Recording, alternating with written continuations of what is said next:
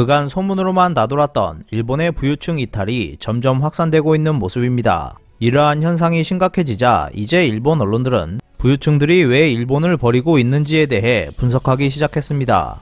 일본의 경제 주간지 슈칸 다이아몬드는 1월 15일자 최신호에 일본을 버리기 시작한 부유층, 몰락, 일본을 덮친 칠중고라는 특집 기사를 내보냈습니다. 필자인 스즈키 부편집장은 일본이 경제 성장률, 주가 상승률, 교육 여건, 엔화 구매력, 재정 건전성 등 다양한 측면에서 국제적 지위가 몰락하고 있다고 진단했습니다. 이어 그는 부유층을 비롯한 정부에 민감한 높은 사람들은 일본을 버리기 시작했다. 그들은 일본에 살고 있으면서도 자산을 해외로 빼돌리고 있다. 위기 상황을 깨닫지 못하고 이에 대처하는 행동을 하지 못하면 일본 침몰의 길동무가 될 수 있다고 전했습니다. 자세한 내용 전해드리겠습니다.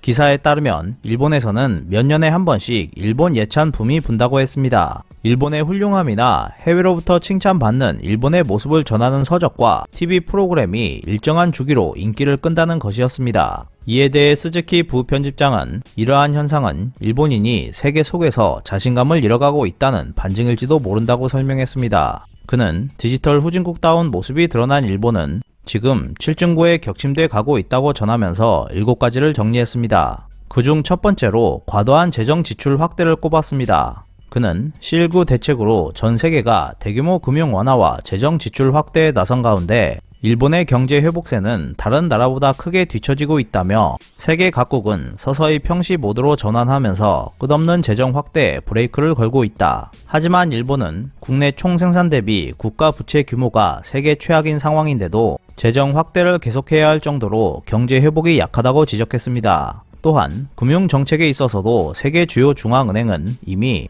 테이퍼링이나 금리 인상 논의를 본격화하고 있지만 일본은행은 전혀 움직일 기미를 보이지 않고 있다고 덧붙였습니다. 두 번째는 앞서 언급한 상황이 주가에 반영되면서 일본 증시에서 자금이 빠져나가고 있다는 것이었습니다. 그는 C19 상황 속에서도 미국 증시는 연일 최고치를 계속 갱신했지만 일본 증시에서는 부유층을 중심으로 자금 이탈이 진행되었다며 미국은 기술주를 중심으로 나스닥 지수가 최근 5년간 3배가량 상승한 반면 니케이 지수는 같은 기간 57% 상승하는데 그쳤다고 전했습니다. 필자가 세 번째로 언급한 것은 기시다 총리가 추진하고 있는 정책이었습니다. 최근 기시다 총리는 금융소득에 대한 과세를 강화할 것이라고 했습니다. 이는 주가 급락을 부르면서 시장에 찬물을 끼얹었습니다. 게다가 기시다 총리가 금융소득세 강화에 이어 기업들의 자사주 매입을 규제하겠다고 발언하면서 일본 금융시장의 충격은 커졌습니다.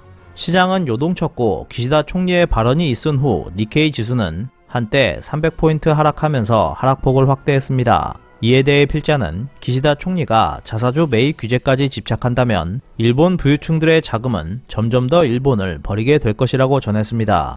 필자가 네 번째로 언급한 것은 나쁜 엔저 현상이었습니다. 현재 일본에서는 원자재 및 에너지 조달 비용 증가로 나쁜 엔화 약세에 대한 경계감이 커지고 있습니다. 지난해 C19로 인해 가치가 하락한 대표적인 통화로 꼽히고 있는 것이 한국의 원화와 엔화이지만 엔화는 원화보다 하락률이 컸습니다. 다섯 번째는 그 나쁜 엔저와 자원 가격 상승 영향으로 일본의 스태그플레이션이 발생할 우려가 있다는 것이었습니다. 이러한 우려는 이미 일본에서 표면화되고 있습니다. 싼 일본의 상징 중 하나인 소고기 덮밥을 판매해온 대형 체인 3사는 2021년에 잇따라 가격 인상을 발표했고 이외 다른 제품도 가격 인상 움직임을 보이고 있습니다. 가격 인상에 가장 큰 영향을 끼친 것은 원자재 및 에너지 가격 급등이었습니다. 거기에 엔저가 박차를 가해 원재료 조달이나 물류 등 다양한 비용이 상승하면서 상품 가격에 떠넘길 수밖에 없는 상황이 되어버렸습니다. 더군다나 일본 소비자들은 더욱더 지갑을 닫아버리고 있는 상황이어서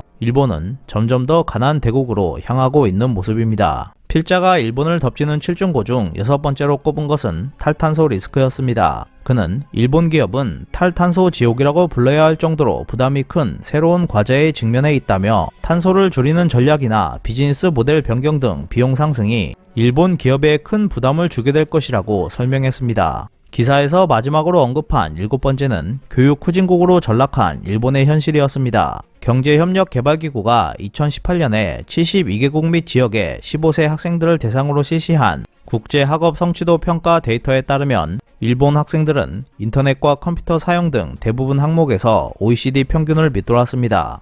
특히 그것은 교육 현장에서 두드러졌습니다. 학교 밖에서 주 1회에서 2회 이상 컴퓨터를 사용해 숙제를 한다고 대답한 비율은 미국, 영국 등에선 67% 이상이었고 한국 등 동남아시아 지역에선 50% 이상이었지만 일본 학생들은 9%에 불과했습니다. 이는 OECD 회원국 중에서도 최하위였고 데이터 값도 큰 차이를 보였습니다. 스즈키 부편집장은 이러한 이유들 때문에 일본 부유층을 비롯한 정부에 민감한 사람들이 해외 투자를 가속화하는 등 실크로 이동이 제한된 가운데서도 일본을 버리고 있다며 지금이야말로 현실을 직시하지 않으면 일본 침몰의 길동무가 될 수 있다고 경고했습니다. 지금까지 소문으로만 들렸던 일본 부유층의 일본 탈출이 기사화됨에 따라 이에 동요될 것으로 보이는 일본 국민들의 일본 탈출은 더욱 가속화될 것으로 보입니다. 이상 피커TV였습니다.